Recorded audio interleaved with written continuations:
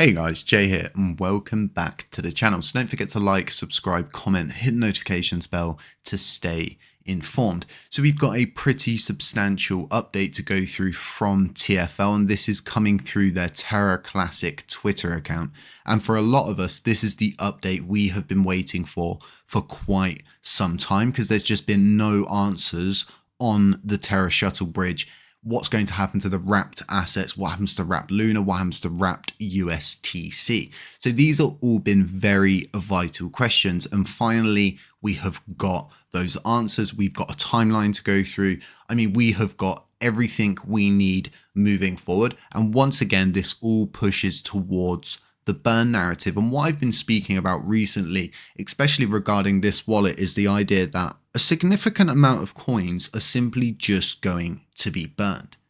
And we're not even talking about what is held in the Terraform trial exhibit 301 file, where we've got all of those different wallets with all of those different funds that we've gone through and we've tallied up in previous videos here, right? The Terra bridge itself has a substantial amount of LUNC and a substantial amount of USTC. So we're going to see a significant amount of coins torched over the next few months. And what we need to do as a blockchain is push harder on that narrative. In effect, there is a wave being created and we need to get the surfboards out. We need to ride that wave. So something I've been seeing a lot of people saying, oh, it would upset Binance if you went back up to 1.2%. And I have to completely disagree there. Binance do not care what the burn tax is, for the simple fact that the way that they burn is done in a very effective and efficient and safe manner, as to which they have a whitelist. Their big movements are not affected by that burn tax.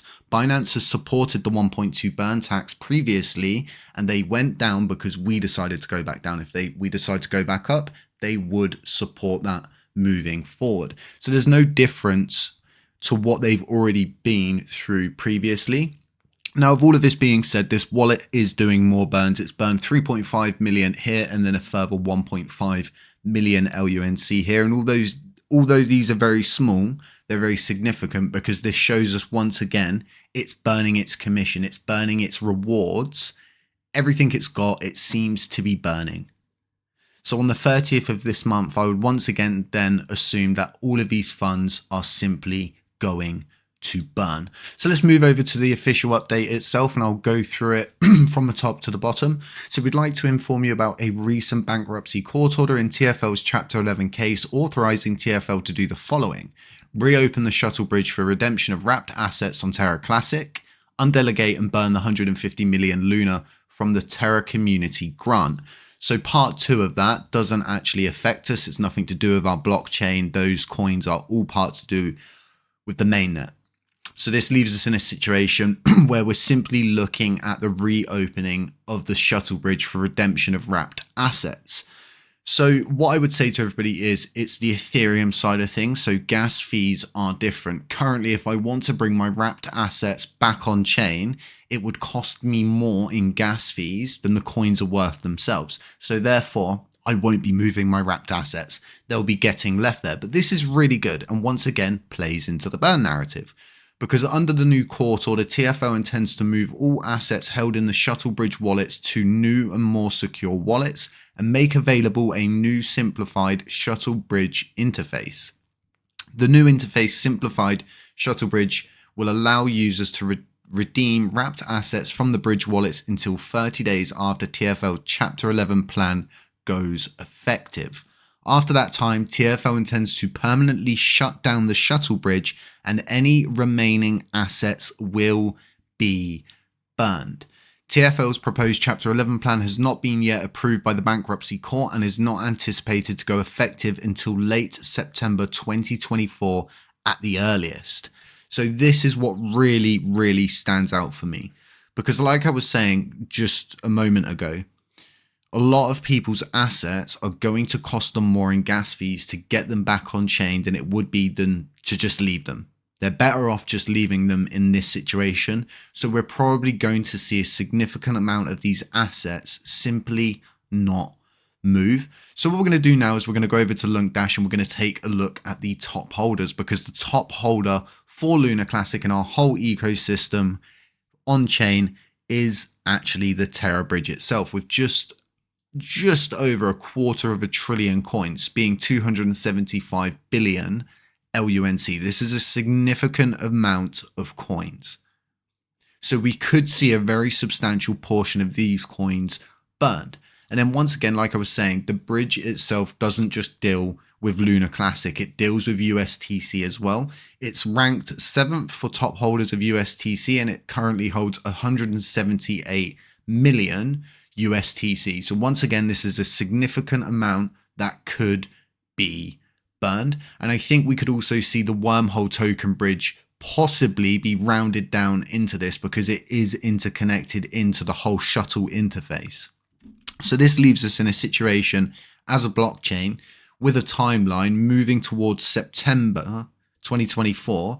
We're going to see a significant amount of movement as they reopen the bridge, and those coins that don't move will be burned. This is very, very bullish for our blockchain. Very bullish. On top of the Luna ecosystem itself seeing a decent amount of undelegations, being around, I think it's 150 million Luna that is delegated out across multiple validators on the Luna blockchain. So you're going to see all of those coins become undelegated, which is probably going to set a power shift into motion. And what I mean by power shift is it's going to open up around 5 extra active set slots on the Luna blockchain, and people are going to be fighting to get those coins. So there's probably going to be people that are going to be wanting to figure out some kind of power play around this. And once again, it puts that blockchain in a position where everybody's pushing and pulling instead of everybody just pushing in the same direction. And that really is what makes the difference when it comes down to this stuff. So this update wasn't a surprise to me, because I had been speaking previously about what was said in the court documents, the idea that they would have to make the wrapped situation obsolete. They would have to solve it in some way, shape or form as ordered by the courts and as directed by that final judgment. Now, them moving everything to new wallets, to me, doesn't seem strange. And I know a lot of people will probably think, oh, that's actually quite weird, Jay. But I would say they can't really trust any of the people that they had hired at this point. Anyone who has access to any of that could in fact go through the back door and take all of those funds. That is a situation where I would say I totally agree with what they're doing, because they're taking these pretty damn certain safety precautions, and they're removing these problematic areas which could lead to issues in the future. So once again, this is really bullish for our blockchain. I couldn't think of a better way for this to all end up, because you're going to see those coins burn. I really do think not a lot of people will move their coins. And by the time we reach September, we're probably going to be in the heat of the bull run, meaning that gas fees are probably going to be even higher at that point. So it's going to be interesting to see how this all works out. But what I'm getting at here, and I guess what the final kind of like bullet points of this video is, no matter what happens, it's going to be bullish, regardless.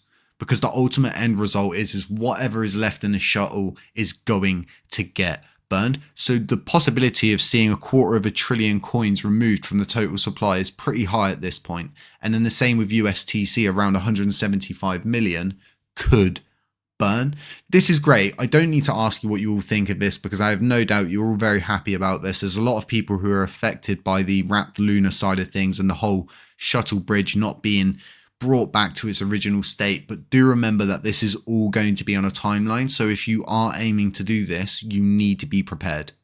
And you need to be prepared for the fact that gas fees are probably going to be extraordinarily high.